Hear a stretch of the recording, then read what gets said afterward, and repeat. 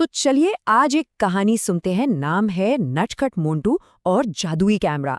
ये एक ऐसे बंदर की कहानी है जिससे एक ऐसी चीज मिल जाती है जो पूरे जंगल में कह सकते हैं हंगामा मचा देती है। और ये कहानी एक बहुत ही दिलचस्प सवाल से शुरू होती है। जरा सोचिए, एक अकेली तस्वीर में आखिर कितनी ताकत होती है? क्या ये बस एक याद है या फिर इसमें किसी को हंसाने और रुलाने की भी शक्ति होती है?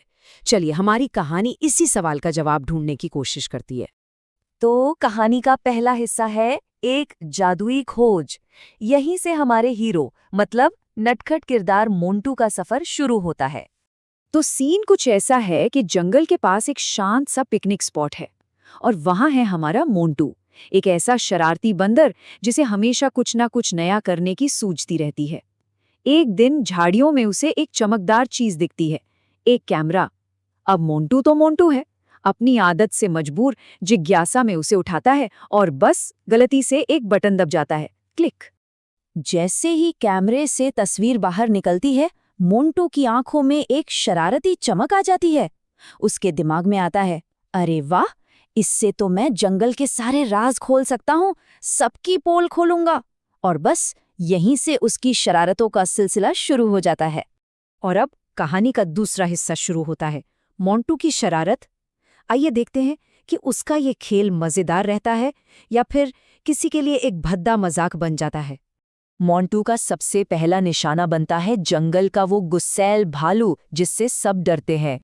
मोंटू चुपके से भालू की तस्वीर तब लेता है जब वो गहरी नींद में सो रहा होता है और उसके मुंह से लार टपक रही थी। सोचिए, ये एक ऐसा पल था जिसे भालू कभी भी किसी के साथ भी शेयर नहीं करना चाहेगा। भालू के बाद मोंटू की नजर पड़ती है जंगल के सबसे सुंदर और घमंडी मोर पर। और मोंटू मोर की तस्वीर उस वक्त खींचता है जब वो नहा रहा था और उसके शानदार पंख भी फैले हुए नहीं थे बल्कि सिमटे हुए थे। पल भर में ही उसकी सारी शान जैसे कहीं खो सी गई थी। और आखिर में मोंटू का तीसरा और आखिरी निशाना बनती है चालाक लोमड़ी। मोंटू उसे तब पकड़ लेता है जब वो चोरी छुपे अंगूर खा रही होती है। लोमड़ी की सारी चालाकी बस धरी की धरी रह जाती है। तो मोंटू के पास अब 3 ऐसी तस्वीरें हैं जो जंगल में सचमुच हंगामा मचा सकती हैं। और हाँ, हंगामा तो होता है, पर शायद वैसा नहीं जैसा मोंटू ने सोचा था। कहानी का तीसरा हिस्सा है जंगल में हंगामा, और यहाँ से हंसी मजाक का माहौल बिल्कुल बदल जाता है। देखिए, शुरुआत में तो जब मोंटू सबको तस्वीरें दिखाता है तो सारे जानवर एक दूसरे पर खूब हंसते हैं। सबको ये एक मजेदार खेल लगता है। लेकिन फिर धीरे धीरे ये हंसी मजाक में बदल जाती है। जिन जानवरों की तस्वीरें थीं उन्हें बहुत बुरा लगता है, उन्हें चोट पहुंचती है और वो दुखी हो जाते हैं। और देखते ही देखते पूरा जंगल लड़ाई और उदासी से भर जाता है।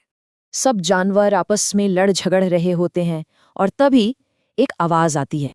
और ये आवाज कहानी का रुख ही बदल देती है, क्योंकि ये आवाज थी जंगल के सबसे समझदार जीव की। यहीं से शुरू होता है हमारा अगला और सबसे जरूरी हिस्सा, कछुए की सीख। जंगल का सबसे बुजुर्ग और समझदार कछुआ मोंटू के पास आता है और बहुत शांति से कहता है, मोंटू बेटा, किसी की कमजोरी का मजाक उड़ाना बहादुरी नहीं है। ये एक बहुत बहुत ही गहरी बात है ना? कछुए की ये बात सुनकर मोंटू को फौरन अपनी गलती का एहसास होता है। सबसे पहले वो अपनी गलती को समझता है, फिर बिना एक पल सोचे वो इस कैमरे को जमीन पर पटक कर तोड़ देता है और आखिर में वो एक एक करके सभी जानवरों के पास जाता है और उनसे माफी मांगता है। तो इस पूरी कहानी की सबसे बड़ी सीख क्या है? अगर एक शब्द में कहूँ तो सम्मान। सम्मान का मतलब है दूसरों की भावनाओं का ध्यान रखना, उनके निजी पलों का, उनकी कमजोरियों का मजाक नहीं उड़ाना। क्योंकि सच्ची हंसी तो वही होती है जिसमें सब साथ मिलकर हंसते हैं, किसी एक पर नहीं। और आखिर में ये कहानी हमें एक बहुत ही जरूरी सवाल के साथ छोड़ जाती है। हंसी और मजाक के बीच वो पतली सी लाइन आखिर कहाँ है? कब हमारा मजाक किसी के दिल को चोट पहुंचा सकता है? ये एक ऐसा सवाल है जिसका जवाब शायद हम सबको अपने अंदर ही खोजना होगा।